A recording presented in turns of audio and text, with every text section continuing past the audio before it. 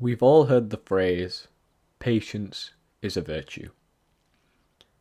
And I was reminded of this the other evening when I went out to dinner to a very nice Turkish restaurant.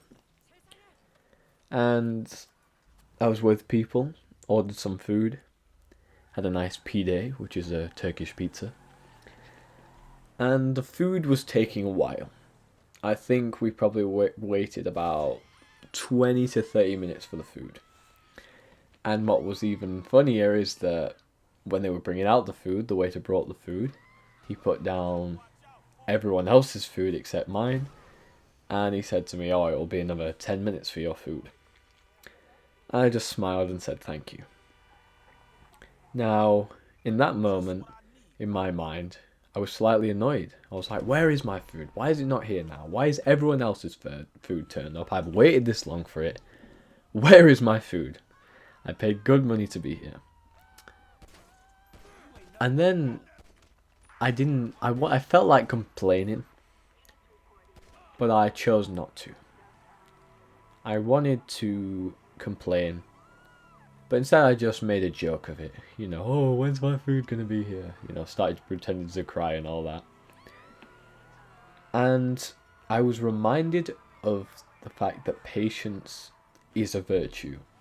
It's something that we hear all the time, but now in our instantaneous plastic society, where we want everything now, where we can pay for Amazon Prime, where we can instantly subscribe to someone, you know the drill, and instantly get anything now, have something delivered to our door within a certain amount of hours if we pay a little extra, we have lost the art of patience.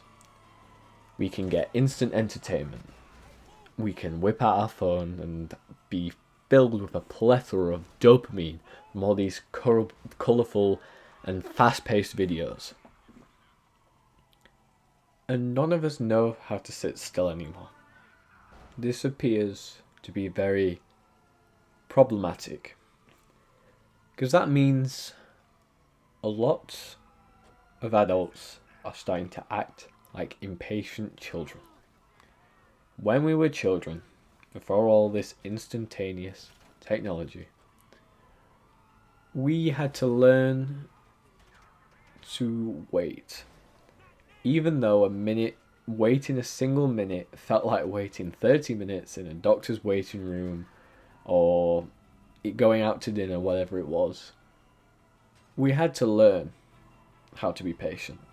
And of course, this depends on the level of discipline that your parents gave you, because especially nowadays I'll see parents in restaurants who don't know how to control their children, or they'll just slap an iPad in front of them to shut them up for 5 minutes.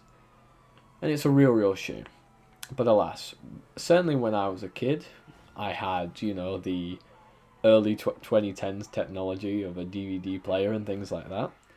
But I still used my imagination. I still had toys, I still had books, I still had things to colour in. I still was exercising my brain and having some kind of output.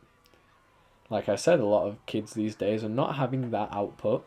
Instead, they're just receiving input after input after input of mindless videos, stuff that's just so juvenile and so stupid it does not challenge them mentally and force them to grow. That patience is not being developed amongst the youth. And it is scary. Really scary. Because if you don't have patience, your whole life will be an uphill struggle. Your whole life will be filled with what might be to some person with patience something manageable, but your life will seem so tragic and hard and woe is me. Like right now, I'm very patient with this YouTube channel. I'm patient to the fact that it's slow growth, that I've not hit the big time yet. I've had a few successes, but I've yet to hit the bullseye. And I would be lying if I said I'm fully content with that, because if I was fully content with it, then I would have no ambition to grow, but I'm very patient. I've learned to stop checking my analytics every 5 minutes. I've learned to stop checking my analytics as soon as I wake up. That was something that I was doing that was detrimental to my discipline and my patience. Because as I said, in this society, we want everything now. But we can't always have everything now. And if we always had everything now, we would not develop. We would not be appreciative. We would not have the growth of the journey. And so if you find yourself as a very impatient person, you struggle to sit still, or you've tried breathing, meditating, whatever it is, and you can't last more than 3 minutes. Hilarious, I know. Haha, grow up. And you just find it a struggle. Patience, I think, is best developed when doing nothing. I've said before, one of my favourite hobbies is just sitting and doing nothing, staring at the wall, thinking, imagining scenarios in my head. Because I believe this is the best way, and I think a lot of people would benefit from it. Not meditation, not journaling, just sitting and thinking. Because we feel the need, as I said, to be constantly stimulated. So our patience has been suppressed. We can't fathom the idea of sitting in a room and just thinking. Because some people are incapable of doing that. And in a sad way, a lot of people are scared of their own thoughts. They're scared of the thoughts they may have. They're scared if they let their mind wander, it'll bring up past struggles and past traumas.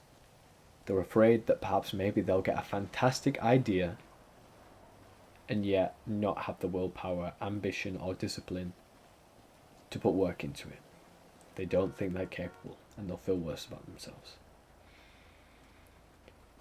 All I can say is try to think without judgment.